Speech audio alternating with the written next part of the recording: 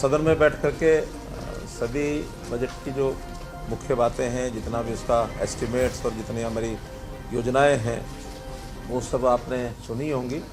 फिर भी उसमें हमारा फोकस जिन चीज़ों पर रहा है वो मोटे मोटे विषय आपके सामने मैं रखता हूँ। फिर भी आपको उसमें से कोई बात जानकारी लेनी होगी तो फिर आप उसमें से जानकारी लेना। पहली बात तो ये है कि वित्त मंत्री होने के नाते मुझे पाँचवा बजटीय 5वीं बार इस बजट को प्रस्तुत करने का मौका मिला। संयोग से पिछले साल भी 23 फरवरी का दिन था जिस दिन ये बजट पेश हुआ था। आज भी 23 फरवरी है।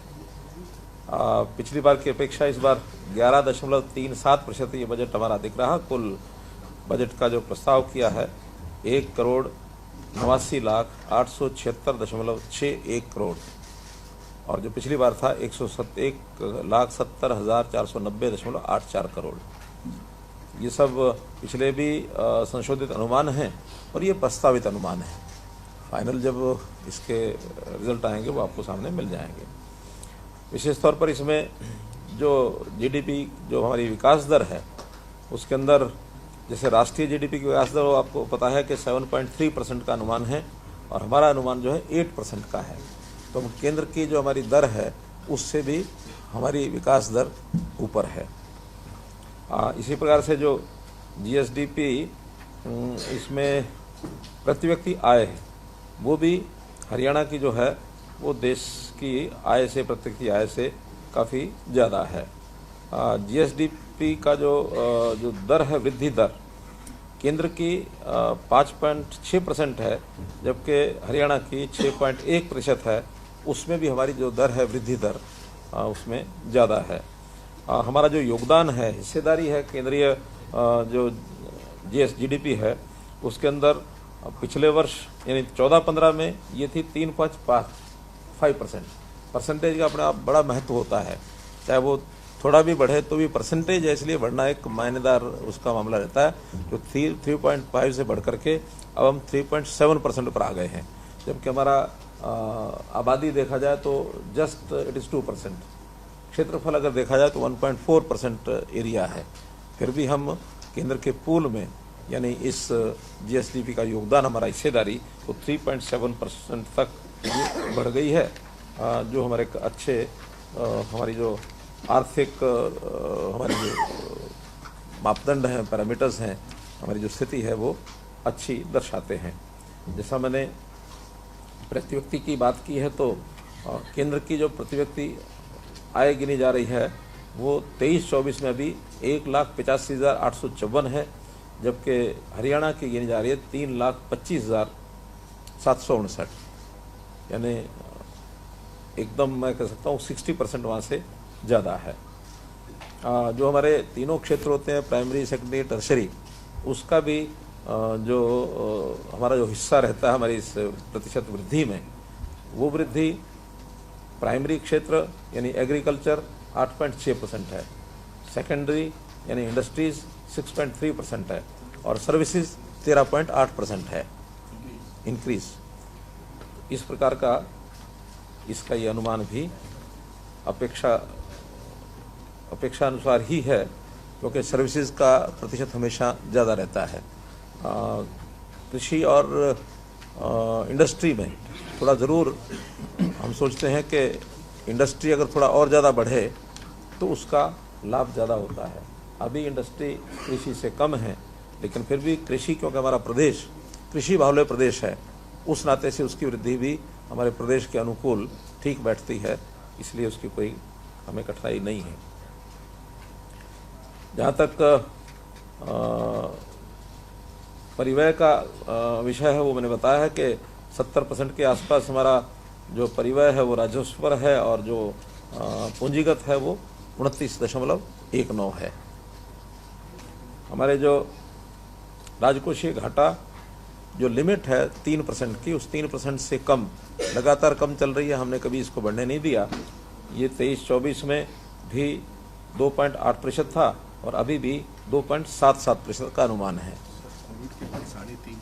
कोविड के बाद लिमिट 3.5 हो गई थी, लेकिन अभी वापस वो 3 हो गई है। हाँ, पहले कोविड के समय इसको, जैसे भी सारे देश की और दुनिया की हालत हो गई थी, तो उस समय ये लिमिट्स बढ़ा दी गई थी, 3 के बजाय 3.5% कर दिया गया था। हम तब भी 3 से नीचे ही रहे, कभी हम बढ़े नहीं, लेकिन अभी वापस 3 हो गई है तो भी हम 3 से नीचे ही हैं। 2.8% पिछली बार था, अभी और ज़रा कंट्रोल में हम आए हैं तो 2.77% है, उसको हमने कम ही किया है, बढ़ने नहीं दिया है। और यही अनुशासन हमारा जो एक प्रकार से बना रहे, ऐसा हम लगातार हमारी व्यवस्थाएं ठीक बनी रहें, इसका हम प्रयत्न करते हैं। और जो सकल ऋण स्टॉक, इसकी भी अपनी एक सीमा रहती है, और उसमें भी 23-24 में जो इसका अनुमान, यानी जो पहले सीमा होती थी कोविड से पहले, उसकी 25% होती थी, लेकिन कोविड में 33.3% हो गया था ये। पिछले साल इसका जो लिमिट था वो 33.1% था। उस 33.1% के अगेंस्ट भी हमारा 26% का ही ये जो अनुपात है वो रहा था, जो वेल विद इन 33.1, और इस बार 33 पॉइंट की बजाय वो भी 32.8 हो गया और कम हो गया है। और मुझे लगता है कि धीरे धीरे जो भी ये सीमाएं निर्धारित होती हैं, आगे फिर वापस 25 तक, जैसे देश की स्थितियाँ अच्छी होंगी तो 25% तक ही आने की संभावना बन सकती है, लेकिन अभी धीरे धीरे घट रहा है। 33.3 से 33.1 आया, 32.8 आ गया, उसमें भी हम विद इन पैरामीटर्स हैं। तो इस बार 24-25 का जो हमारा अनुमान है, 26.1% तक ही हमने इसको रखा है। फिर बहुत योजनाएं हमारी हैं, लेकिन जो खास करके नई हैं, जो उल्लेखनीय हैं, जिनके बारे में जानकारी देना ज़रूरी है। पैक्स हमारी जो संस्थाएं, कोऑपरेटिव संस्थाएं किसानों के लिए चलती रही हैं, उसमें केवल एग्रीकल्चरल प्रोडक्ट तक वो सीमित होती थी। अब उसका नाम बदल करके हमने सीएम पैक्स कहा है। तो सीएम पैक्स का मतलब consolidated comprehensive multiple activity cooperative society. CM का मतलब चीफ मिनिस्टर से नहीं है। आपका धन्यवाद, लेकिन वो नाम ऐसा बन गया, हमको पसंद आ गया, हमने कहा ठीक है, सीएम पैक्स अच्छा नाम है। इसलिए उस योजना के अंतर्गत अब उसमें केवल एग्रीकल्चर तक सीमित न रह करके एंटरप्रेन्योरशिप में भी वो जो कोऑपरेटिव सोसाइटीज बनेंगी उसमें भी अपना काम कर सकते हैं। तो ये 500 नए पीएम पैक्स ये बनाए जाएंगे और शुरुआत इसकी हम कर रहे हैं। हाँ, वो पैक्स तो चल ही रहे हैं, उसके अलावा ये एक्स्ट्रा है। और इसमें विशेष ध्यान रखा जाएगा कि आगे किसी प्रकार भी ये कोऑपरेटिव सोसाइटीज़ घाटे का सौदा न बने, ताकि हर एक को उसका जो मेंबर्स का एक डिविडेंड है उनकी इन्वेस्टमेंट के हिसाब से वो भी मिलता रहे। सरकार को जितनी सहायता करनी है तो वो करेंगे ही, लेकिन पैक्स कई बार ध्यान न देने पर घाटे में जल्दी आते हैं। उसके कई कारण भी हैं, लेकिन आगे वो कारण इन पैक्स, पीएम पैक्स में, सीएम पैक्स में न बने, इसका हम पूरा ध्यान रखेंगे।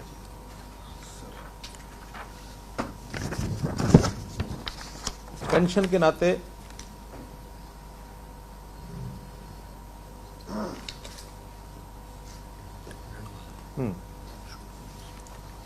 तो पेंशन के नाते जो प्रोएक्टिव होकर के हमने ओल्ड एज पेंशन दी है, अगले 3 महीने में अन्य प्रकार की भी जो योजनाएं हैं, 40 वर्ष से ऊपर के जो विधुर हैं, 45 वर्ष से ऊपर के जो अविवाहित हैं, या जो दिव्यांग बच्चे हैं जिनकी पेंशन स्कीमें लागू की गई, वो भी प्रोएक्टिव होकर के उनके घर पहुंचे, और उनको जिनके नहीं बन पाए हैं उनके पास डाटा हमारे पास आ गया है, सभी डाटा, वो उनकी पेंशन हम उनके घर पर बना करके देंगे। जो विषय एक और छूट गया था वो ये है कि पीएम पैक्स के माध्यम से जो किसानों को ऋण दिए जाते हैं, उस ऋण में जब कभी डिफॉल्टर होते हैं तो उनके ऊपर ब्याज और पेनल्टी लगती है। तो ब्याज और पेनल्टी का भी हमने एक प्रावधान किया है कि पहले भी एक बार हम कर चुके हैं, दोबारा से फिर 30 सितंबर 2023 से पहले का जिन्होंने ऋण ब्याज लिया हुआ है, वो अपना ऋण लिया हुआ है, उस ऋण पर लेने के बाद जो भी उनकी पेनल्टी और इंटरेस्ट है, हालांकि 30 सितंबर के एकदम नज़दीक लिया होगा तो उनका तो नहीं हुआ होगा, क्योंकि 1 साल तक ये होता है कि डिफ़ॉल्ट अगर 1 साल के बाद होता है तब पेनल्टी लगती है।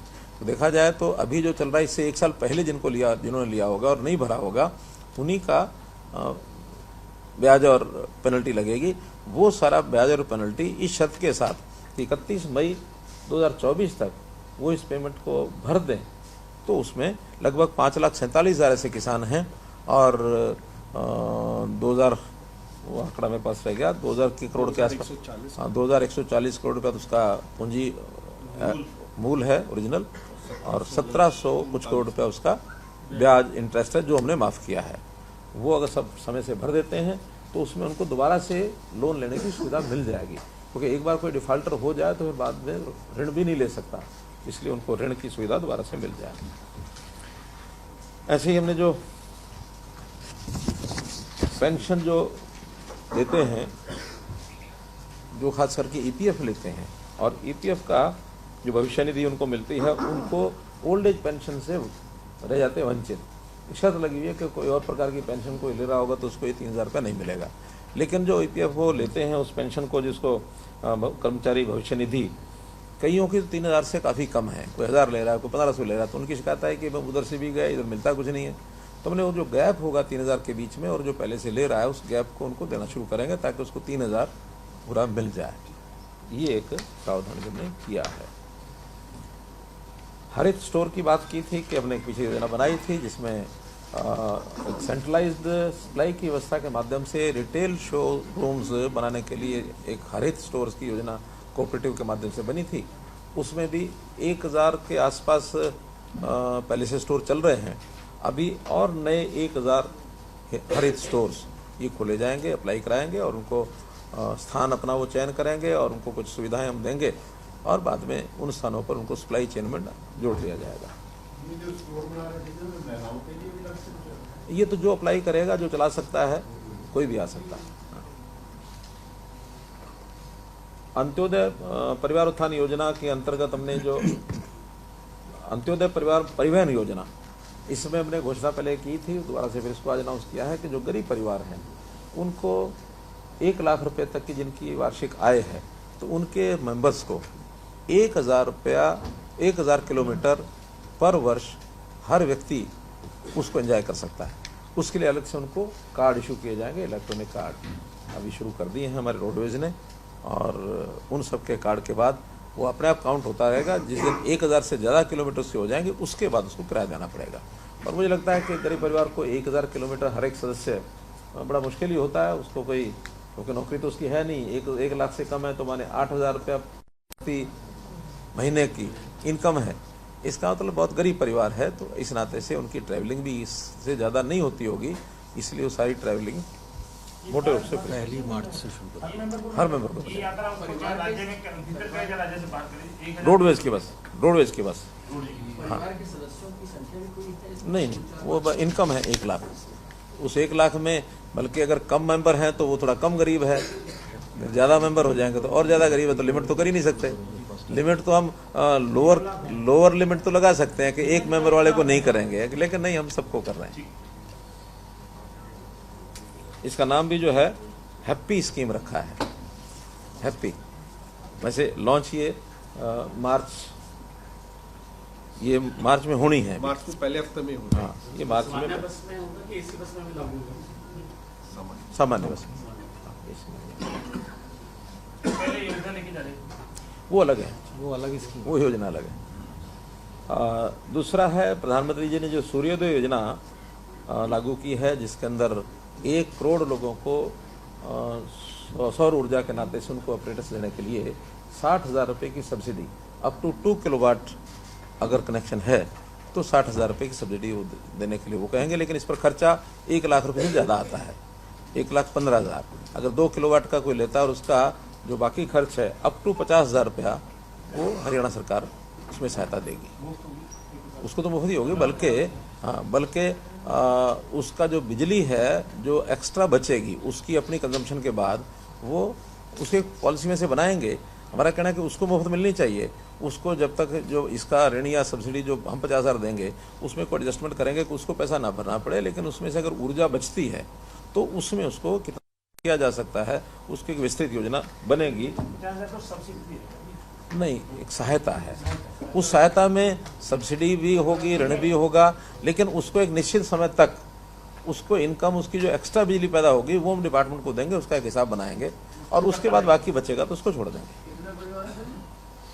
अभी तो इसमें हमने 1 लाख लोगों को देने की बात की है जो पहले अप्लाई करेंगे। पोर्टल बनाएंगे, उसमें योजना बनेगी, देखेंगे। नहीं, उसमें 180 के जो रजिस्टर्ड हमारे पास परिवार है वही। अब मैं सोचता हूँ कि 180 बार हम कहते हैं, इसको हम बीपीएल कहना शुरू करते हैं अपनी स्टेट के लिए, हरियाणा स्टेट बीपीएल, वही हरियाणा स्टेट बीपीएल। मुझे आज महसूस हुआ कि मैं बार 180 कहता हूँ, तो आगे से टर्म यही रखेंगे हरियाणा बीपीएल। बीपीएल का मतलब 1,80,000 से बाकी देश में बीपीएल 1,20 तक है। हरियाणा से। हाँ, वही मैं कह रहा हूँ, हरियाणा बीपीएल को ये सुविधा होगी। एक जो हमने युवकों को मिशन 60,000 के तहत उनको रोजगार के अवसर उपलब्ध कराने की बात कही है, उसमें सबसे पहले उनको कौशल विकास का प्रशिक्षण देंगे। 2 योजनाएं तो उसके अंदर हम घोषित कर ही चुके हैं। एक 7,500 लोगों को वन मित्र इसी के अंतर्गत आएंगे, और एक 10,000 युवकों को ठेकेदारी की ट्रेनिंग ये हम दिलाएंगे। तो इसमें से 17,500 तो ये घोषित हो गए, बाकी भी अन्य नई योजनाओं में घोषित करके इस वर्ष में 60,000 युवाओं को कौशल प्रशिक्षण के माध्यम से रोजगार के अवसर प्रदान कराएंगे। इसमें HKRF का कोई इशू नहीं है। इसमें अप्लाई तो वो कहीं ना कहीं कराएंगे ही। आखिर जैसे पोर्टल हमने अलग बनाया है जो बीटेक और ये आपके डिप्लोमा इंजीनियरिंग उनका पोर्टल बनाया, उसमें अप्लाई करेंगे। ऐसे ही वन मित्र का पोर्टल बनाया, उसमें अप्लाई करेंगे। और इसमें अगर वो लोग उधर भी हैं, कहाँ HKRN में, तो वहाँ से कट जाएंगे, क्योंकि HKRN में भी हर प्रकार के लोग हैं। वहाँ भी एक कुछ ना कुछ नियम तो हैं। उन नियमों में हो सकता है कई लोग बिल्कुल कभी भी ना आए, केवल रजिस्ट्रेशन हो गया, उनको बहुत जल्दी पता लगने वाला है उसका। तो हम ओपन एक रैंकिंग क्या है किसकी, वो रैंकिंग की जानकारी उनको देंगे। तो हायर रैंकिंग वाले ही चांस उनके रहते हैं। मानो रैंकिंग 65, 70, 80 है तो उन्हीं को मिलेगी। किसी की रैंकिंग आएगी 35, 40, 50 आ गई तो उनको पहले ही बताया कि हम तो कभी आएंगे नहीं। हाँ, और तो जो उससे नीचे आएगा तो मिशन 60,000 में आएगा। तो अलग अलग तरह के काम है जो जहाँ जाएगा। फिर हमने ग्रामीण क्षेत्र के लिए घोषणा की है कि बहुत डिमांड हमारे पास आई हुई है। लगभग 600, 650 चौपाल हैं, BC और SC चौपाल, उनके मुरम्मत का विषय। हमने उसको सारे को ध्यान में रखते कि और भी जो लोग अप्लाई करेंगे उसके लिए हमने अलग से 100 करोड़ रुपए का प्रावधान किया है। और ये मानो कि अगर 5 से 10 लाख रुपया कभी भी लग सकता है रिपेयर के ऊपर, तो ऑन एवरेज मानो हाईएस्ट साइड में 10 लाख भी हम करें तो 100 करोड़ का मतलब ये होता है कि कितना हुआ, 1,000 धर्मशालाओं के लिए 10 लाख के हिसाब से 100 करोड़ रुपया हो सकता है। तो 600, 650 की डिमांड हमारे पास आ गई है, और भी जो डिमांड करेंगे उनको हम देंगे। ग्राम पंचायतों में पहले हमने जो सॉलिड वेस्ट मैनेजमेंट का एक प्रावधान किया है, उसके अंदर एक टिप्पर है, कुछ एम्प्लॉइज भी उसको देंगे ताकि उठा करके वो गाँव की सफाई रख सकें। अभी तक 10,000 से ऊपर की आबादी वाले गाँव उसमें लिए थे, अब उसको आज हमने 7,500 की आबादी के ऊपर के गाँव को भी शामिल कर लिया है। ऐसे ये 3 से 3,500 गाँव सब मिला करके हो जाएंगे। 10,000 से ऊपर तो 150 के आसपास गांव हैं, लेकिन 3,500, 7,500 का मतलब ये कि उसमें 3,000 से ऊपर गांव और जुड़ेंगे। नियमित कॉलोनियाँ हमने की हैं लगभग 1200-1300 कितनी 1152 कॉलोनी हमने नियमित की हैं। अब उनके विकास, क्योंकि कॉलोनी का नियमित करने का मतलब एक तो ये है कि अब उनको रजिस्ट्री कराने की सुविधा, बेच सकते हैं, खरीद सकते हैं, उनके कोई भी काम रुकेंगे नहीं। अब उसमें विकास की भी आवश्यकता है। तो 500 करोड़ के आसपास तो पहले मंजूरी हो चुकी है, 400 कुछ करोड़ है। अब 1,000 करोड़ रुपए की राशि हमने उसके लिए और आज घोषणा की है एक्स्ट्रा, कि इसमें अगले वर्ष में उनका नियमितीकरण किया जाए। अभी और कर रहे हैं धीरे-धीरे। और उसमें एक बड़ा पार्ट ऐसा है, उसमें कुछ कॉलोनियों में छोटे छोटे 2 एकड़, 3 एकड़, 1 एकड़ पैचेज हैं जो अनियमित हैं। अब पुराने समय में कभी कोई ऐसा नियम बना होगा कि जो बनी हुई बिल्डिंग्स हैं उन्हीं को लेकर के उसको नियमित करते हैं, खाली प्लॉट छोड़ देते हैं। वास्तव में वो उचित नहीं है। एक एरिया पर्टिकुलर होना चाहिए कि अगर नियमित है तो ये पूरा एरिया हो गया, उसमें प्लॉट खाली है चाहे बना हुआ है, आज नहीं बना तो कल बनेगा। तो हम आगे से जो नियमित कर रहे हैं वो पूरे एरिया को कर रहे हैं। और पहले जो कॉलोनियाँ इस प्रकार के पैचेज बचे हुए उनको भी रेगुलर कर रहे हैं। वो भी लगभग 2200 ऐसे पैचेज हमको मिले हैं कि जो उसको हमको नियमित उसमें करना है। लेकिन वो एक फॉर्मेलिटी पूरी करके कि उनके रास्ते लिंक उनके ठीक से बने हुए हैं, तो नालियाँ पहले भी लोगों ने बना तो रखे ही हैं वो सब, लेकिन उसको नियमित करने में उनको सुविधा हो जाएगी, उसमें कुछ ज़्यादा कठिनाई नहीं है। शहरों के अंदर ऑडिटोरियम बनाए जाएं। अभी तक तो लोग अपना धर्मशालाओं में टेंट लगाकर कम्युनिटी सेंटर इसमें अपने काम चलाते हैं, लेकिन ऑडिटोरियम जिसमें विधिवत वहाँ इस प्रकार की ट्रेनिंग्स हैं, भाषण हैं, सेमिनार्स हैं, तो ऐसे ऑडिटोरियम बनाए जाएं।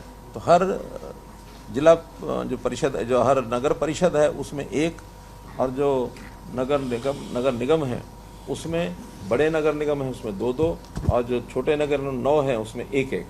तो ऐसे 21 और 4 25 नए ऑडिटोरियम बनाने की भी, जिनकी क्षमता 500 से लेकर 1000 तक होगी, इसकी भी आज हमने घोषणा की है।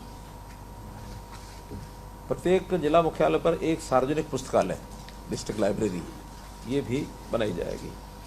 फिर जो हमारे बहुत कम हैं, कहीं कहीं अब उनकी स्थिति अच्छी नहीं है, उन सबको दोबारा से रेनोवेट करना, और जहाँ कहीं शहर बड़े फैल गए हैं, कहीं अगर और भी आवश्यकता होगी तो उस नाते से उसको एक सुनिश्चित करेंगे, जहाँ एक से ज़्यादा की ज़रूरत होगी, 2 की ज़रूरत होगी 2 करेंगे, ताकि उसका एक बच्चों को जो पढ़ने वाले लोग हैं उनका आवागमन अच्छा हो जाए। अब इस मामले में हमारा पहले की व्यवस्था में कोई एक सिस्टमेटिक नहीं है, किसी नगर पालिका ने, यूएनबी ने अपने आप बना ली अपने आप संभाल करते हैं। अब उसको स्टेट लेवल पर उसको एक सिस्टम बना करके हर एक लाइब्रेरी का ध्यान करेंगे। जैसे उदाहरण के लिए दिल्ली पब्लिक लाइब्रेरी अपने आप में जितनी भी हैं बहुत अच्छी हैं बनी हुई।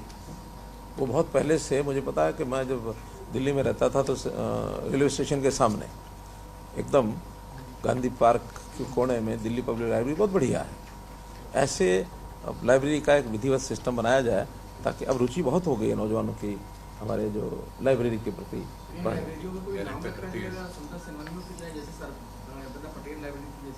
अभी आज योजना घोषित की है, बाकी डिपार्टमेंट बैठ करके हायर एजुकेशन और अर्बन लोकल बॉडीज़ के लोग मिल करके इसकी योजना बनाएंगे।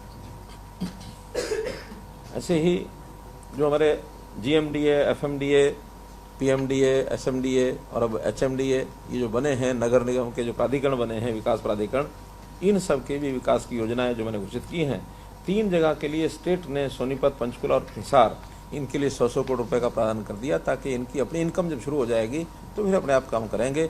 बाकी सबकी अपनी इनकम, चाहे वो हमारा ये फरीदाबाद है, चाहे गुड़गांव है, उनकी अपनी इनकम से जो भी उनके शेयर होते हैं इस विकास कार्यों के लिए जो हम लेते हैं बिल्डर से, क्या EDC का हिस्सा उनका होता है, रजिस्ट्रियों में होता है, बाकी चीज़ों में वो अपना पर्याप्त फंड्स उनके पास अपने। प्राधिकरण अगर अपनी इनकम बढ़ाएंगे तो क्या सिटीजन्स पर या शहर के लोगों पर कुछ टैक्सेशन का बोझ बढ़ेगा? नहीं, क्योंकि पहले से जो पैसा स्टेट के पास आता था उसी का एक हिस्सा अब उन स्थानों पर रहेगा, ताकि वो इंडिपेंडेंट अपनी योजना बना सकें।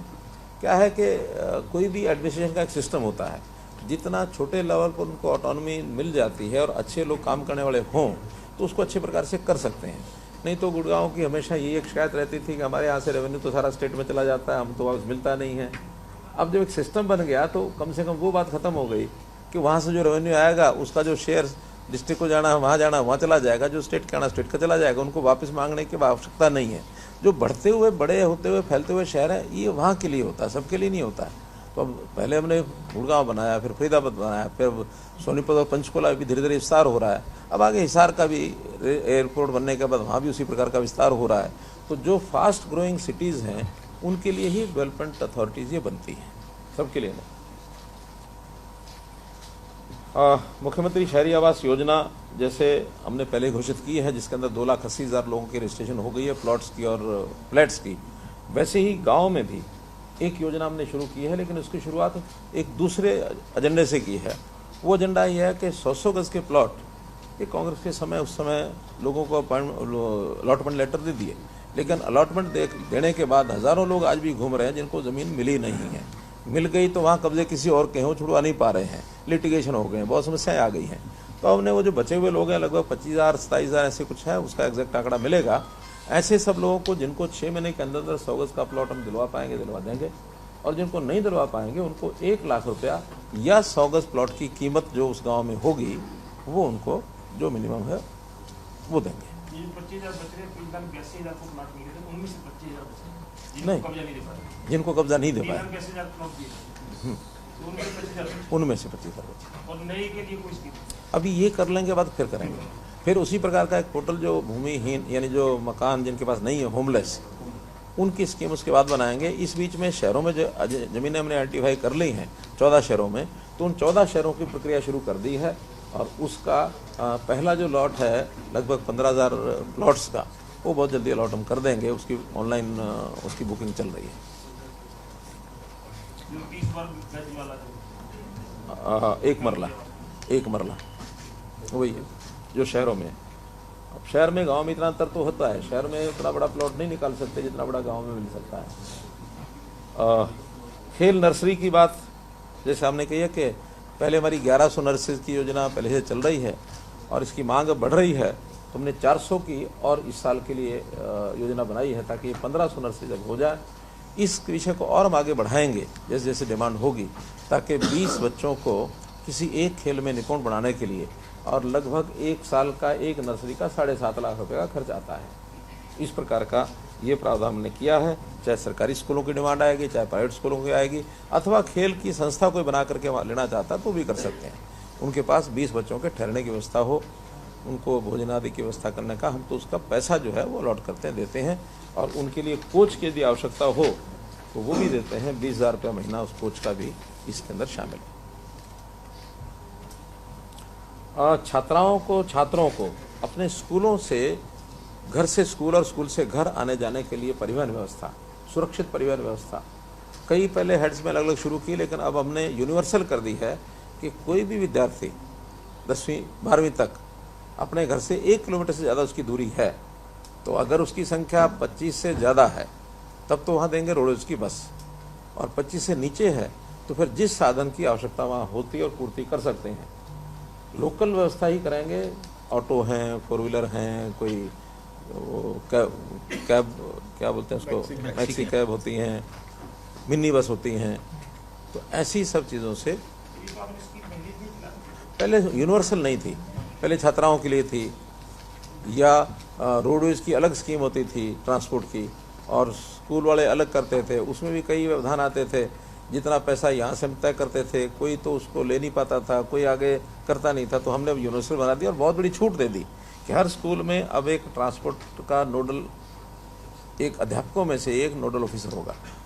जैसे अलग से हम टाइम टेबल के लिए बना देते हैं स्कूल में, ये टाइम टेबल बनाएगा, तो उसका काम यही है कि स्कूल के बच्चे किस रोड से कितने आते हैं, कितने जाते हैं, और वहाँ किस वाहन की आवश्यकता है, हम पैसा दे देंगे उनको एक लमसम, उसमें से जो व्यवस्था करनी है करें, उसको अपलोड कर दें कि हमने इतने बच्चों के लिए व्यवस्था की, इतना खर्चा, इतने बच्चों के लिए ये व्यवस्था, ऐसा ही खर्चा। स्कूल का लोकल एक अध्यापक होगा, और जो वहाँ की जो स्कूल मैनेजमेंट कमेटी है SMC, जिसमें बच्चों के पेरेंट्स भी होते हैं और स्कूल के अध्यापक भी होते हैं, वो सब मिल करके उसको ऑब्जर्व करेंगे। सरकारी स्कूल के सभी बच्चों के लिए हो गया, सबके लिए। बहुत बड़ी योजना है। तो उसमें कोई बच्चा अब, और उसी में से बहुत जगह पर तो एक 80 नहीं है, नहीं, इसमें नहीं है, इसमें तो नहीं है, हाँ, इसमें सब सरकारी स्कूल के सब बच्चे। इसके साथ फिर जो हेल्थ के नाते से, स्वास्थ्य के नाते से, हमने आयुष और ये जो चिरायु योजना, आयुष्मान चिरायु, इसका विस्तार किया है। अभी तक ये योजना 3 लाख तक की घोषणा थी 1500 रुपये लेकर के, तो ये इसमें सब कवर हो जा रहे हैं, आप लोग भी कवर हो जाएंगे। तो इसमें सिर्फ आपको अगर इनकम 6 लाख तक है तो 4,000 रुपये देना पड़ेगा, और 6 से ऊपर है तो 5,000 रुपये देना पड़ेगा। और इसमें कोई भी व्यक्ति, चाहे वो पत्रकार है, चाहे वो एडवोकेट है, चाहे वो डॉक्टर है, चाहे कोई भी है, अब कोई हमारे से डिमांड नहीं करेगा। और 5,000 रुपये ऐसी राशि नहीं, आप लोगों से पूछा था, आप लोगों ने कहा ठीक है जी 5,000 लेके हमारी करा दो, हमने सबके लिए करा दी है। और मेरा ख्याल इनका तो वो उसका कराया था ना मैंने, कैशलेस है, फिर तो खत्म ही हो गया, विषय खत्म हो गया। सर विषय है क्या विषय? अगर एक्सपेंडेड में, क्योंकि आप देखो चंडीगढ़ में मुझे लगता है कि बहुत कम लोग होंगे 6 लाख से कम वाले, मतलब 6 से 10 वाले पैकेज में तो ठीक, या उससे भी ज्यादा। नहीं, जो एक्रेडिटेड पत्रकार हैं उनको तो हमने कैशलेस, एम्प्लॉइज के हिसाब से कैशलेस कर दिया ना। अच्छा, उसकी क्या कैप है, उसकी क्या कैप है? 6 लाख की, तो ठीक है, 6 से ऊपर है, नहीं सबके लिए कर दी, 6 से ऊपर है तो ठीक है, 5,000 रुपये भरो करो। अब ऊपर 10 भी लिमिट नहीं है, कुछ भी हो। ना 6 से 10 है बजट में लिखा हुआ। नहीं, अरे 6 से ऊपर भैया, कहीं 10 होगा तो उसको खत्म कर देंगे। नहीं सर है 6 से 10 है। देखो तो सही, पहले लिखा था, मैंने इसको हटवाया है। नहीं, मेरे पास जो कागज है उसमें तो 6 से 10 आज तो गलती से आ गया होगा, कागज सरकार ने किया, कागज सरकार ने किया। आपने समय से पहले निकाल लिया फिर। 2 घंटे सर, आपकी बात तो बड़ा 2 घंटे 10 मिनट के बाद बजट मिला। 5 मिनट के बाद 2 घंटे 10 मिनट के बाद हमें कागज मिलेगा। दिखाएं। कोई क्या है देखा कागज तो चलो ठीक है, एक्सपेक्टेड है वो आपको व्यवस्था पहले चलिए पहले हो गया। हाँ, पहले विचार था, पहले ये विचार सुनिए पहले ये विचार था कि 10 तक रखें, फिर बाद में ये विचार आया कि भी हमको 10 तक क्यों रखना, आखिर ऑन एवरेज, क्योंकि सामूहिक क्योंकि सामूहिक बीमा योजना में, इंडिविजुअल योजना में तो 10,000 से ऊपर खर्च आता है फैमिली का या पर हेड है। जो सामूहिक कलेक्टिव बीमा, जो इंडिविजुअल अपनी योजना कराता है बीमा, स्वास्थ्य बीमा, उसका लगभग कितना पैसा खर्च आता है? सर इसमें तो फिर जर्नलिस्टों की एक्रेडिटेड नॉन एक्रेडिटेड की बात में नहीं, जो शेयर करना हाँ 5,000 सब ओपन है, जनरल पब्लिक सब ओपन, सारे और एज की भी कुछ नहीं, फैमिली का है तो भाई, हाँ तो फैमिली का है, इसलिए इतना ओपन कर, 5 लाख तक का पैकेज हाँ वो है, वो 5 लाख खर्च जो है वो 5 लाख तक है। हाँ 5 लाख से ऊपर होगा तो वो इसमें नहीं है। अब तो ये हमारी ये प्रदेश के लिए सबसे बड़ी योजना होगी। चलिए आगे चलते हैं। इसी प्रकार से योगशालाओं के साथ है क्या इसमें, मैं देख रहा हूँ सर, नहीं सर, हमें याद तो है 6 से अधिक है, 6 से अधिक है, इंग्लिश में 6 से अधिक है, फिर तो ये कहाँ से आ 6 रही से है? 10 ये कागज तो है, गैलरी में कागज है। ना ये कागज में गैलरी में चेक करा देते हैं। चलो क्लियर तो हो गया। ये अगर आप कुछ मैं आपको बता रहा हूँ ना भैया, एक समय जो विचार किया गया था 6 से 10 किया था, फिर अभी कल ही हमने 10 वाली लिमिट खत्म की है, तो ये रात को छप के जो फाइनल तैयार हुआ उसमें अब फाइनल हुआ। की कॉपी होती है सारी, अगर बजट स्पीच देखेंगे तो उसमें नहीं है। हम मिलेंगे इस बीच। हाँ कोई बात। चलिए आगे चलते हैं। योगशालाएं जो हमने गांव में बनाई हैं, अभी तक तो योगशाला का उपयोग केवल योग कराने के नाते से ही हो रहा है। अब उन योगशालाओं के साथ एक 2-3 कमरे का एक डिज़ाइन बना करके वहाँ वेलनेस सेंटर्स ये बनाएंगे, और उस वेलनेस सेंटर्स में जो सामान्य आयुर्वेद की जितनी जानकारियाँ हैं, जो योग सहायक हैं, उन्हीं को ट्रेनिंग देंगे, ताकि वहाँ मानो कुछ छोटे छोटे जैसे जड़ी बूटियों की कोई विषय होते हैं उसकी जानकारी, डाइटिशियन इस नाते से जानकारी कि किस व्यक्ति को खान पान में क्या सावधानी रखनी चाहिए, और फिर साथ में फिजियोथेरेपी, इस प्रकार के गांव के अंदर व्यक्ति स्वस्थ बने रहें, तो ऐसे कोर्सेज के माध्यम से वेलनेस सेंटर्स का एक 500 वेलनेस सेंटर्स का ये आज घोषणा की है। ड्रोन दीदी का विषय आया है कि वैसे तो 3 लाख बहनों को, और हम लोग जो 1 लाख तो पहले से लखपति दीदी हैं, 2 लाख लखपति दीदी और बने, ऐसा कुल मिला के वो जो सेल्फ हेल्प ग्रुप में बहने हैं। तो सेल्फ हेल्प ग्रुप में अभी तक कोई इसका एनालिसिस ज़्यादा कर नहीं पाते थे कि भी कितना वो कमा रही हैं, कितना उनको पैसा आ रहा है, केवल रजिस्ट्रेशन होता है, थोड़ी बहुत सुविधा लोन की उनको मिलती है, लेकिन उनका रजिस्ट्रेशन के बाद इनकम कितनी होती है उनका भी ज़रा हिसाब किताब रख के कि कम से कम 1 लाख रुपया वो बहन कमा ले साल का, अर्थात 8-8.5 हज़ार रुपया उसको हिस्से का मिल जाए, क्योंकि समूह तो इकट्ठा ही काम करता है और इकट्ठी उनकी इनकम होती है, 10-10 का लगभग समूह होता है। तो ऐसी 5,000 बहनों को 500 जो समूह हैं सेल्फ हेल्प ग्रुप, उनको ड्रोन की ट्रेनिंग, ड्रोन चलाने की, उसके रख रखाव की ये ट्रेनिंग दी जाएगी, और फिर बाद में एक ड्रोन की कीमत लगभग 5 लाख 6 लाख आती है, तो एक ड्रोन उनको बाद में दिया जाएगा, जो ऐसा रजिस्टर करेंगे, अपना ट्रेनिंग लेंगी 3 महीने की, बाद में 5 लोग का ड्रोन देंगे, वो फिर किसानों को किराए पर देना, या उनके खेत में मानो स्वयं भी जा करके वो काम कर सकती हैं, खाद इसकी बीज वगैरह की, और भी कोई उपयोग अगर होगा, क्योंकि ड्रोन का उपयोग धीरे धीरे इमेजिंग के लिए भी शुरू हो जाएगा। अभी तक जैसे फसलों की हम सर्वे करते हैं तो वो सर्वे सैटेलाइट का पहले चला, अब ड्रोन से भी संभव हो गया है, तो हर खेत का सर्वे या और प्रकार के गवर्नमेंट के कई प्रकार के सर्वे हैं, तो ये काम बहुत बड़ी मात्रा में बढ़ने वाला है। इसमें भी उन बहनों को ट्रेंड करके उनको लखपति बनाया जाए, इस नाते से इसमें काम किया। ऐसे ही स्वयं सहायता समूह अपना जो उत्पाद बनाते हैं, उत्पाद इनका होता है, उसकी बिक्री के लिए शहरों में एक व्यवस्था की जाए। अभी तो 10 से 15 ऐसे पोटा केबिन बना करके हम दे रहे हैं, आवश्यकता पड़ने पर इनको 50 तक भी ले जाया सकता है, और वो बुकिंग करेंगे अपने एक पोर्टल पर, उनको 1 दिन के लिए चाहिए, सप्ताह में 2 दिन के लिए चाहिए, महीने में 1 दिन के लिए चाहिए, क्योंकि उनका उत्पाद कितना होगा और कितने दिन में बिक जाएगा उसके हिसाब से वो बुकिंग करेंगे एक नॉमिनल से रेट के ऊपर, और उसकी व्यवस्था यूएलबी ही करेंगे सामान्यतया। एक जगह ऐसा भी था कि जहाँ जगह जिला परिषद की है, उनका हम अपना बनाते हैं, उन्होंने कहा ठीक है बना लें, शहर के अंदर कहीं बन सकता है। अभी जिला केंद्रों से शुरू कर रहे हैं, बाद में फिर और इसका विस्तार भी करेंगे ताकि उनको बिक्री के लिए बाजार मिल जाए।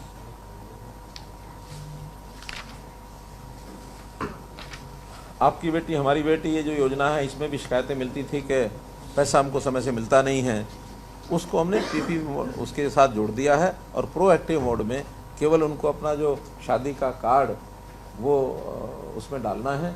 फिर शादी के कार्ड के समय जिस दिन शादी होगी उस दिन कोई भी अधिकारी जाएगा और होती शादी के बाद एक चेक देके आ जाएगा। कितने दिन पहले अपलोड? वो तो जब उनका कार्ड छपेगा, चाहे 4 दिन पहले महीना पहले भी चल जाएगा। हो, जिस दिन तय 4 दिन पहले होती है शादी, फिर क्या करोगे? दो चार इसलिए दिन हाँ कर लेगा वो तो पोर्टल काम करेगा प्रोएक्टिव होके डीसी ऑफिस से। आखिर वहीं सबने देखना है, ये छोटी योजना है। प्रोएक्टिव का मतलब है कि लोकल लेवल पर इसका निरीक्षण होगा, स्टेट पर हम मंगाएंगे, उसकी पहले उसकी जांच करेंगे शादी हो रही कि नहीं हो रही है। एक बार हो जाए, अब वो जमाने चले गए जब इन बातों की जरूरत नहीं होती थी, और हमें तो कभी जरूरत पड़ी ही नहीं है।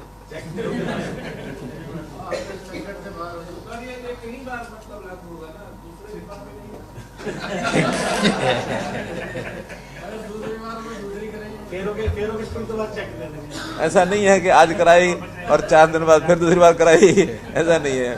एक बार देके फिर चेक करेंगे कि वो शादी वही बनी रहे। चलिए, एक गिग वर्कर्स, ये एक नया क्षेत्र है। ये जो आजकल होम डिलीवरी वाले जो कंपनीज वो सप्लाई करती हैं गुड्स की, सामान की, कंज्यूमर्स, उनकी बहुत बड़ा एक वर्ग हो गया है। उनको सहायता के नाते कोई बहुत बड़ी योजना उसकी नहीं थी, ऑर्गेनाइज भी नहीं थे, तो उनको ऑर्गेनाइज करके और हम उसकी सहायता के लिए उनको जो स्कूटी है या उनकी जो छोटा कोई वाहन है जिससे उनको डोर टू डोर जाकर सप्लाई करना होता है, उसके लिए अप टू 45,000 रुपया उनको बिना ब्याज के सरकारी गारंटी पर वाहन के लिए ऋण दिलवाया जाएगा और 5,000 रुपया उसको सब्सिडी दी जाएगी। अर्थात 50,000 रुपये तक का जो वाहन है वो उसको इसमें वो ले सकेगा। 45,000 रुपया पे बैक करेगा विदाउट इंटरेस्ट और 5,000 रुपया सब्सिडी। डिटेलिंग करनी है, लेकिन साल में हो ही सकता है 45,000। जो आदमी कमाता तो 45,000 का मतलब 5,000 करेगा तो 9 महीने में कर देगा। ब्याज लगा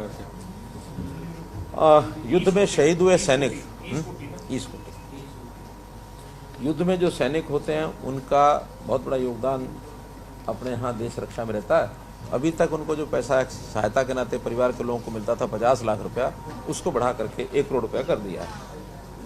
और इसी प्रकार से जो स्वतंत्रता सेनानी जो आज बचे हैं बहुत कम मात्रा में हैं, क्योंकि 1942 में INA के जो लोग थे या 47 से पहले की भूमिका जिनकी थी, वो हमारे रजिस्टर के हिसाब से तो केवल 4 ही लोग बचे हैं, लेकिन उनके परिवार के सदस्य, उनकी विधवाएं, ऐसे सब मिला करके 470 लोग हैं जो पेंशन पहले ले रहे हैं 25,000 रुपये महीना। उनको हमने अब 50,000 रुपये महीना कर 40,000 रुपये महीना कर दिया, 25 से 40,000।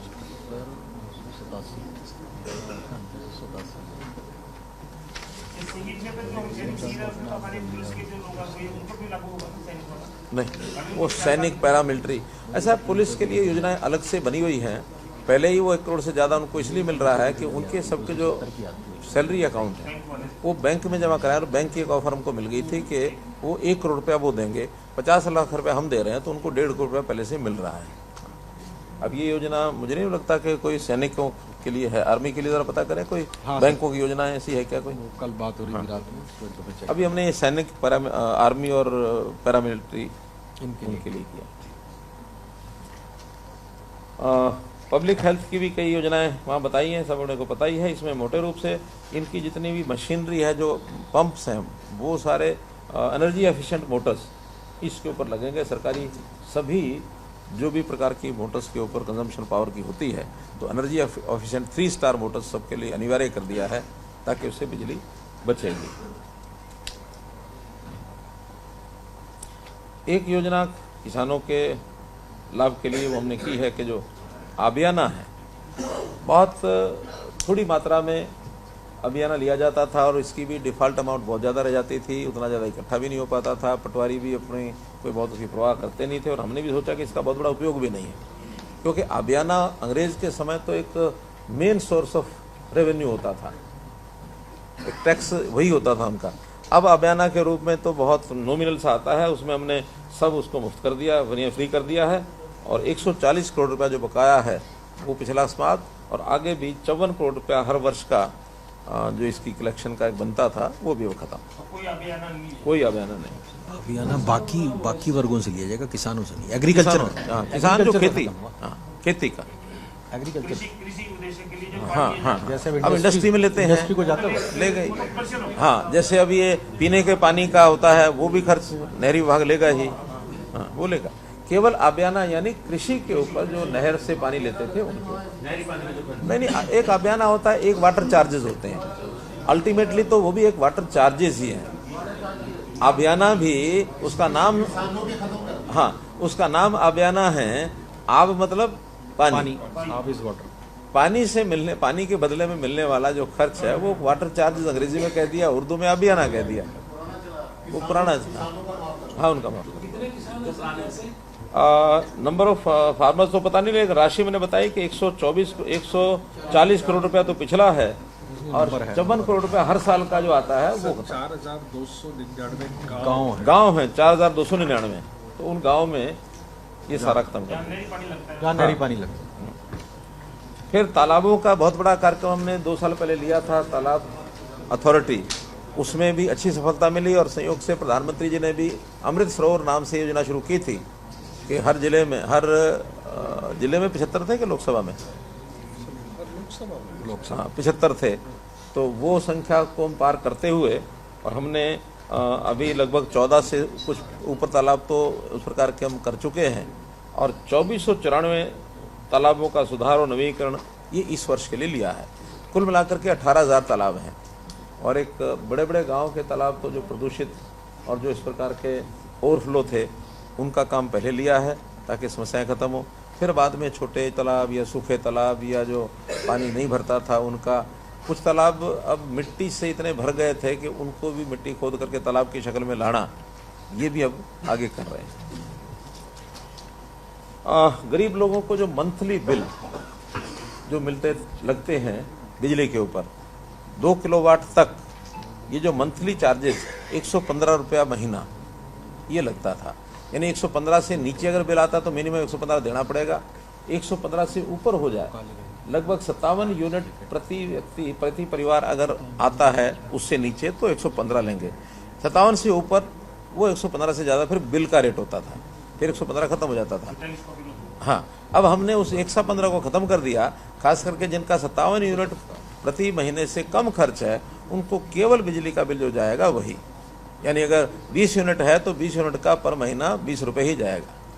पहले 50 यूनिट तक 1 रुपया था, अब जितना यूनिट है 57 यूनिट को भी लगभग 50 रुपया एक, और 7 यूनिट का 1.5 रुपये 2 रुपये के हिसाब से 14 रुपया, यानी कुल मिला के 60-65 रुपया उसको जाएगा 57 यूनिट का। टेलीस्कोप में नहीं रहा, अब तो क्या है कि जो फिक्स चार्ज था वो खत्म हो गया। हाँ, मिनी वाला था वो खत्म कर दिया। अब एक्चुअल जितना बिजली का बिल खर्च होगा, एक्चुअल कंजम्पशन, हाँ वही होगा, वो खत्म हो गया।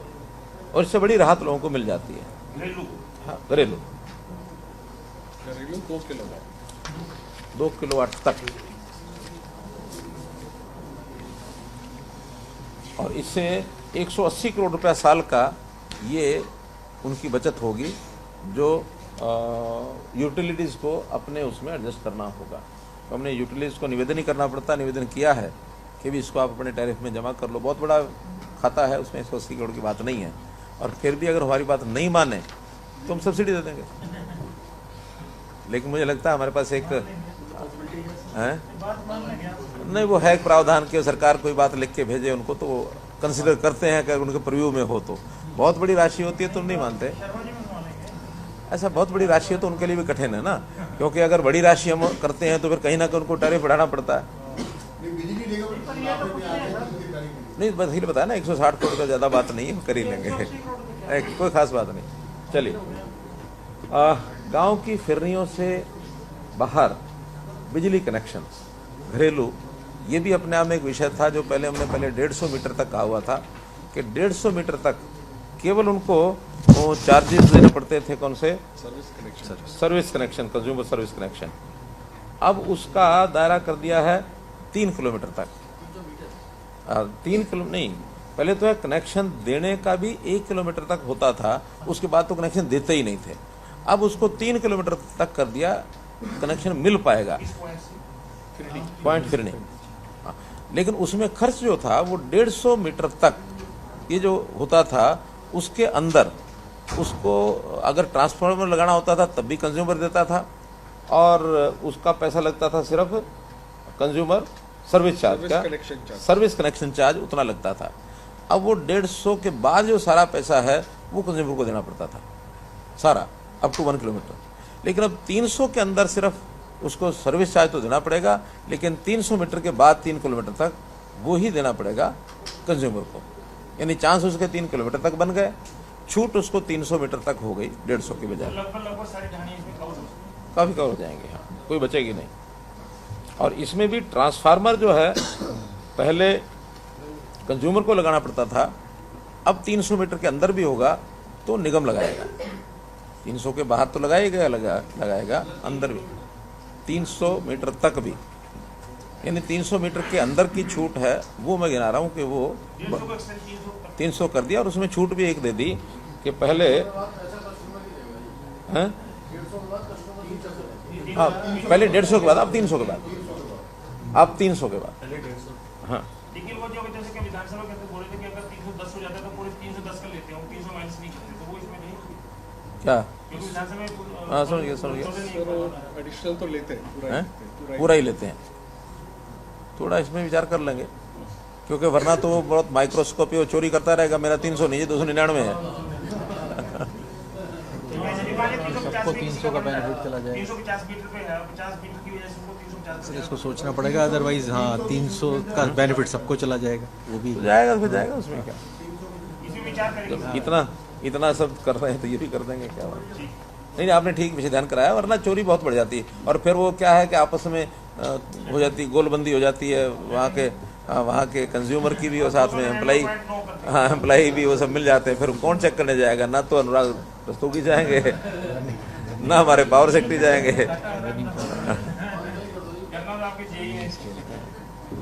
नहीं, ऐसे कुछ समस्याएं जो होती हैं उसको हम ध्यान करते हैं।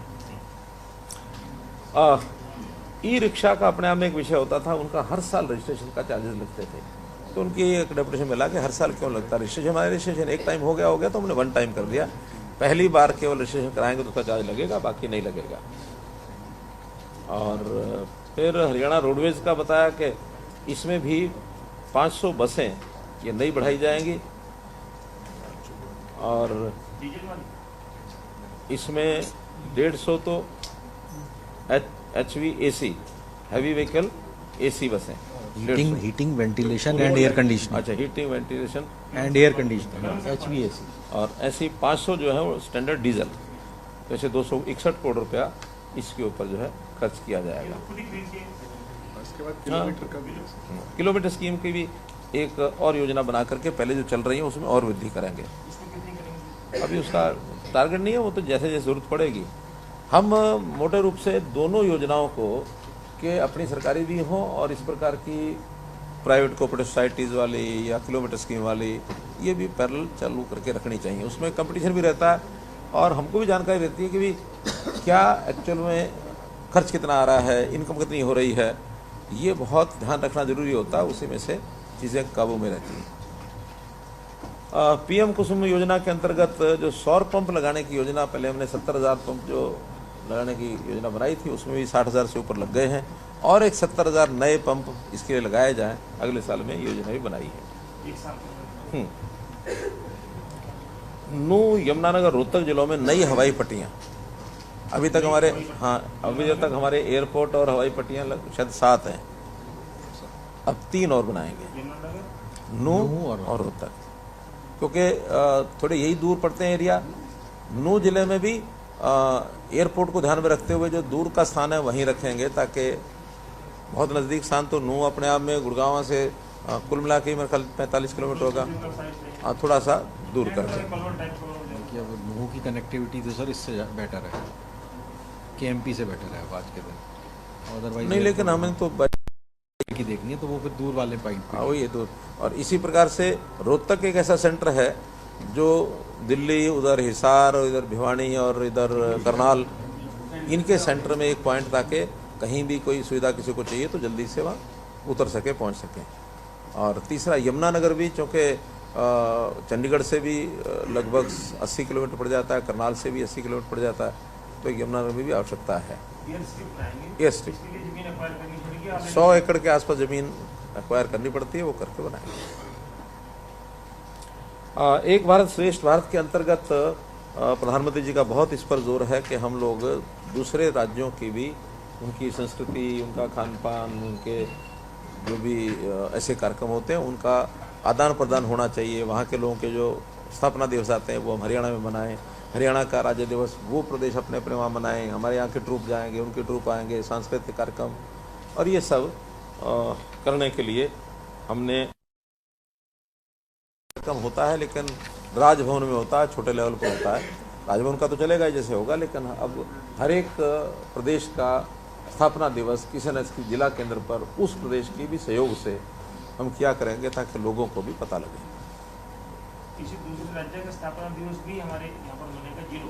हाँ, जैसे अब 1 मई को गुजरात और महाराष्ट्र का स्थापना दिवस, वो कहीं ना कहीं एक जिले में महाराष्ट्र का मनाएंगे, एक जिले में गुजरात का मनाएंगे, उधर के लोग भी कुछ आएंगे, उनके ट्रूप्स, एक आध अधिकारी को उनके बुलाएंगे, कोई मंत्री आ जाएगा। हमारा स्थापना दिवस मानो 1 नवंबर को है, हम भी सारे प्रदेशों में कहेंगे मनाओ भाई सब जगह, उनको भी सूचना होगी। हैं? हाँ, प्रेसिडेंट के हिसाब से। और अच्छा देखिए, integrity of the country, nation, ये इन चीज़ों से बहुत ज़रूरी है। आज जो क्षेत्रीय भावनाओं को बढ़ाने के बजाय राष्ट्रीय भावनाओं से समाज को ओतप्रोत किया जाए, और ये चीज़ बहुत महत्वपूर्ण है। ई भूमि पोर्टल पर 10,000 एकड़ का एक भूमि बैंक ये बना रहे हैं, क्योंकि हमने प्रोक्योरमेंट यानी जो है एक्विजिशन के नाते कभी की नहीं है। कहीं बहुत आवश्यक पड़ गया तो लिया, वरना तो हमने पिछले 9-10 साल में कोई एक्विजिशन नहीं लिया। और एक्विजिशन के खेल बहुत बड़े बड़े खेल हुए हैं। कल हमारे मित्र तो इसी विषय को सुन के भड़क गए और भाग गए, तो अब सुनना नहीं चाहते, वो हमारे ऊपर आरोप तो लगाना चाहते हैं, सुनना नहीं चाहते। नहीं, हाथ तो मिलाएंगे ही, ताकि कहीं से आगे हम बढ़ गए कि इस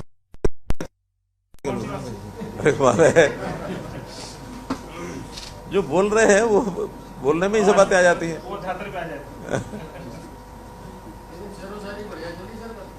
मेरे पास तो और भी तैयार थे, आए नहीं, क्या करूँगा।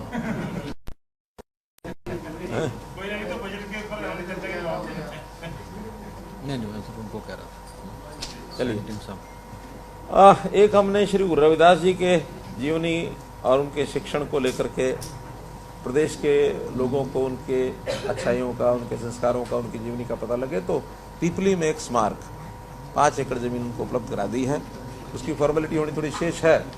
हमारी कोशिश तो थी कि फॉर्मेलिटी जल्दी हो जाए, तो हम कल 24 तारीख को गुरु रविदास जी का जयंती का दिन है। हाँ, लेकिन उस समय हम कल कोई कार्यक्रम वहाँ तो नहीं कर सकते, लेकिन उनके जयंती के अवसर पर एक उनके प्रति सम्मान को दर्शाते हुए आज हमने ये घोषणा की है। बहुत लोग प्रसन्न हुए, आज बहुत से लोग मिल के गए, अभी फोन आया, विधायक, बाकी सब जमीन दे दी। उसको स्मारक भी हम बनाएंगे कुरुक्षेत्र में, पिपली में।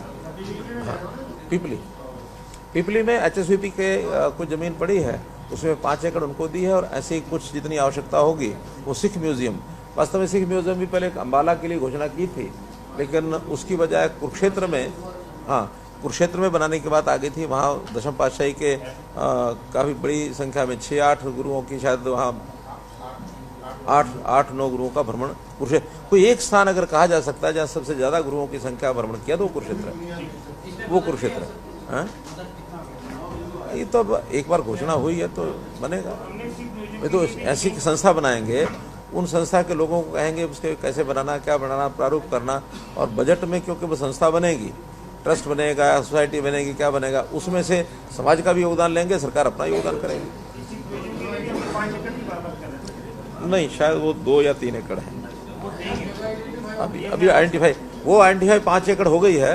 ये 2 एकड़ एक बड़ा प्लॉट है, उसमें से जो सुटेबल होगा वो कराएंगे। हाँ, जमीन देनी है, ये तय हो गया।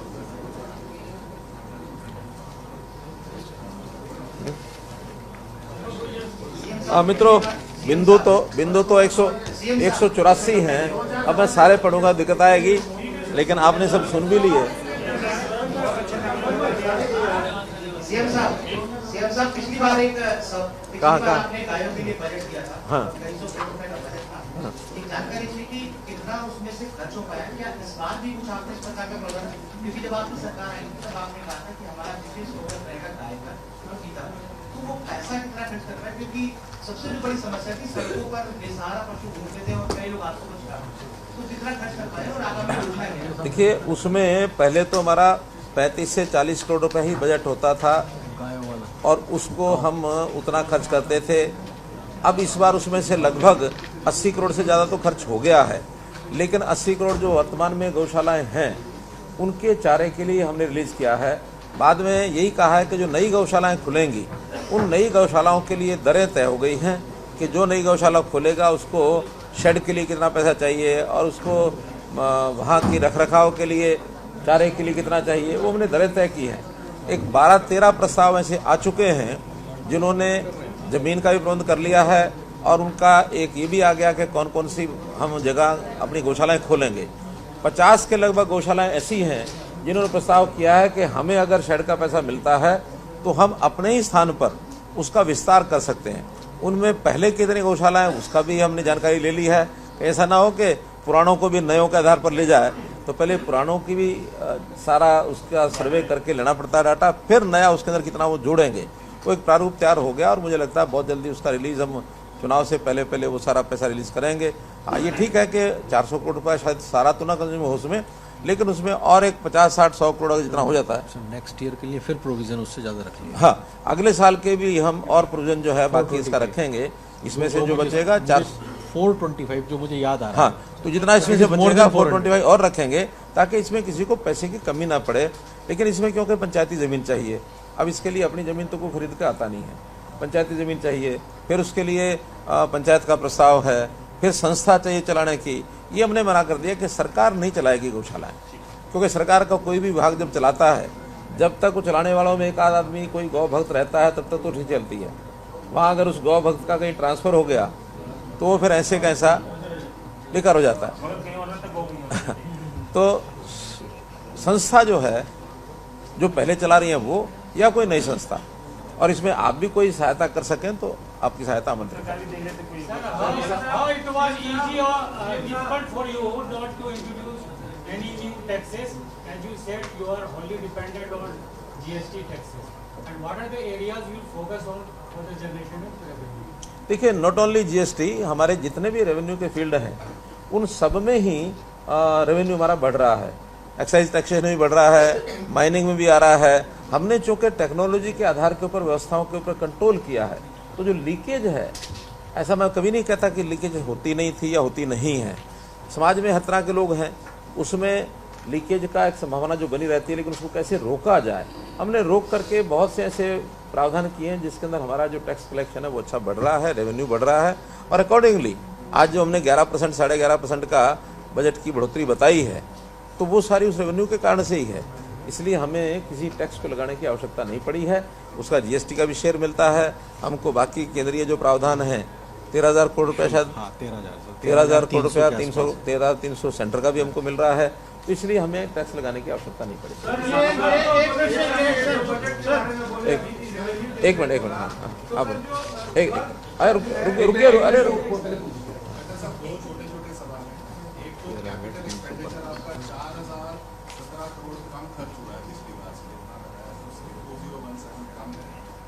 और बजट का साइज जो पिछली बार एस्टिमेट्स में था 18950 था, वो रिवाइज में कम होकर 170,490।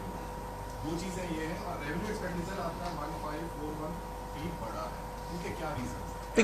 देखिए होने का, बजट के साइज के कम होने का और रेवेन्यू एक्सपेंडिचर बढ़ने। देखिए, जब आपने कहा कि विकास के कामों में खर्च कम हुआ है, तो जब खर्च कम हो जाता है तो रिवाइज्ड बजट का फिनोमेना ये होता है कि अगर कोई खर्च कम हो गया तो रिवाइज्ड बजट में उसको कम करो। क्योंकि हम खर्च कम हुआ और रिवाइज बजट को वहाँ रखें या उससे ज़्यादा बढ़ाएं, उसका कोई अर्थ नहीं है। बजट तो उसी हिसाब से रिवाइज किया जाता है as per actual position after 6 months या 3 मंथ्स या 4 मंथ्स। जब भी नया कोई सेशन आता है उस समय रिवाइज बजट लाते हैं। सप्लीमेंट्री बजट में कहीं नई आवश्यकता पड़ती है, उस बजट को बढ़ाया भी जाता है। इसलिए एक्चुअल में कहाँ क्या हो रहा है, ये ठीक है कि हमारा विकास के नाते से जितना पैसा खर्च होना चाहिए था वो नहीं हो रहा है। उसमें कई कारण हैं। एक तो हमने कुछ पद्धति बदली, खास करके जैसे इंजीनियरिंग वर्क्स पोर्टल बनाया। इस इंजीनियरिंग वर्क्स पोर्टल के अभ्यस्त हमारे लोग नहीं थे। इसमें कई तरह की शंकाएं उनकी थी, कई तरह के जो लूप होल्स हैं वो हमने रोके। तो जब व्यवस्था परिवर्तन होता तो एक बार झटका लगता ही है।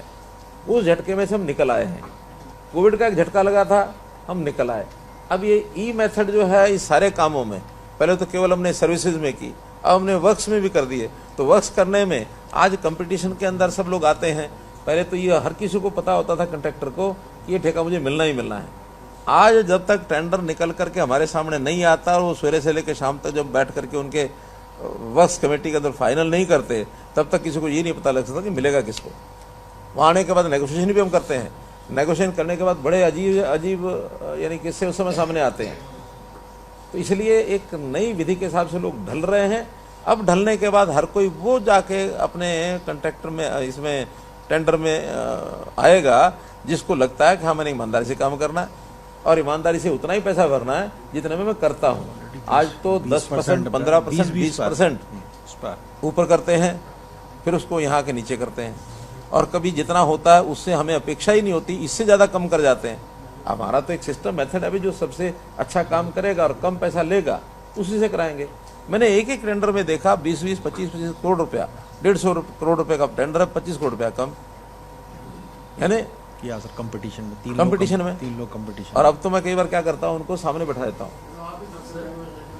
नहीं, अब करता हूँ मैं। सर बढ़ेंगे। ये फिगर सर एक्चुअल हमारा जो पिछले साल का 51 था, इस साल का RE 170 है।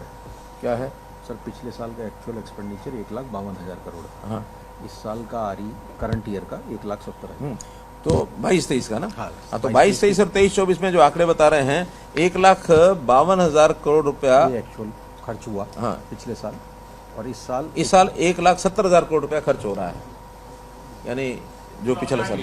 हाँ, तो इसलिए वो बढ़ रहा है, निरंतर बढ़ रहा है। एक मिनट, हाँ, अब RE इस साल का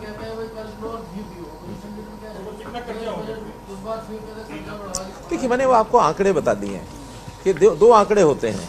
FRBM का जो प्रिंसिपल होता है उसमें एक आंकड़ा तो जैसा लिमिट है उसकी 3%, जो कोविड में 3% फिस्कल डेफिसिट, वो 3.5 हमारी लिमिट थी, वो 3 लिमिट हो गई। हम हर बार उससे नीचे रहते हैं। ये ठीक है कि उसके ऊपर पहले भी कभी नहीं गए बहुत ज़्यादा, लेकिन उस लिमिट के अंदर क्रॉस ना करना अपने आप में यही सेहत का एक राज है। हाँ, उस लिमिट में जो कर्ज है वो लेने में कहीं कोई आपत्ति नहीं है। आज हमारा GSDP, अब GSDP 2013 में जब सरकार छोड़ के गई उस समय तो शायद 3 लाख करोड़ रुपए था। नहीं, अरे 13-14 3 लाख कुछ था। वो दोनों सर एक्चुअली करंट प्राइसेस पे 370 था और वो कांस्टेंट प्राइसेस पे 370 था और करंट प्राइसेस पे 437 था। तो मतलब जो भी था, अब उससे हम लगभग 2.5 गुना पर पहुंच गए हैं। जब 2.5 गुना हमारा GSDP बढ़ जाएगा तो 2.5 गुना स्कोप हमारा ऋण का भी बढ़ जाएगा। तो ऋण हम कभी भी ऐसे नहीं लेते हैं कि भी हाँ उसको बर्बाद खर्च कर रहे हैं। अब उसी ऋण के कारण से सारे खर्च भी चलाते हैं, उसमें से रीपेमेंट भी होती है, उसमें से ब्याज भी दिया जाता है और उसी में से सोशल सर्विसेज को हम बढ़ा रहे हैं। हमारा सोशल सर्विसेज अब 3.5% जैसे हमने सोशल सेक्टर पर जो हमारी पेंशन वगैरह का खर्च है आज कितना हो गया 5.6 के आसपास, 5.9 इस बार हाँ, यानी 6% हो गया। 3.5% से 6% परसेंटेज का इतना बड़ा इंक्रीज बहुत बड़ी बात होती है। राशि बढ़ना अलग बात है, लेकिन परसेंटेज बढ़ना इसका मतलब हम सोशल कॉज के लिए कितना फोकस किए हुए हैं। बजट में सर आपने जो 3 चीजें की है बहुत बढ़िया है। एक तो छात्रों के लिए जो कि एक घंटे के ऊपर जो आप सुविधा देंगे वगैरह, दूसरा किसानों का एक आपने नहर का पानी का बिल माफ कर दिया, तीसरा MMC जो बिजली हर आदमी नहीं, पैक्स का जो ऋण है उसका बिजली का वो जो 1700 करोड़ रुपया माफ किया, हाँ, जिसके ऊपर हमारे आज वेलकम वो उठ खड़े हुए कि ये क्या कर दिया, सुनते ही 1700 करोड़ रुपया। हाँ, तो सर इसमें जो छात्रों को आपने 1 छठी क्लास से लेकर 12वीं क्लास तक छात्र जाएंगे स्कूल। नहीं, इवन पहली क्लास के भी जाएंगे तो भी, पहली से 12वीं। हाँ, तो मेरा ये कहना है कि सर जो कैब और उसमें खर्च होगा उससे बेहतर होता कि अगर साइकिल की योजना निकाल कर अगर उनको दिया जाता तो क्या ज्यादा बेहतर होता। देखिए, पहली बात तो बहुत छोटे बच्चे वो साइकिल पर जा नहीं सकते। नहीं, ठीक है आपकी बात। हमने बीच में साइकिल की योजना चलाई भी है, लेकिन आज सुविधाएं ऐसी हो गई। और आज देखिए, माता पिता भी बच्चे को साइकिल पर जाने के बजाय वो अपने स्कूटर बैठा के, साइकिल उठा के छोड़ के आते हैं। वो रिवाज कम हो गया। साइकिल का जमाना जो था आज से 10 साल पहले, मैं स्वयं स्कूल में पढ़ता था, अपने गांव से 3 किलोमीटर जाना, 3 आना 6 किलोमीटर तो पैदल ही चले हम। ये तो 8वीं 9वीं के बाद, छठी से 8वीं पैदल चले। 9वीं में साइकिल मिला हमको, 9वीं 10वीं में साइकिल पर गए। फिर उसके बाद 11वीं 12वीं में रोहतक पड़ा, 16 किलोमीटर जाना, 16 किलोमीटर आना, 32 किलोमीटर रोजाना साइकिल चलाता था।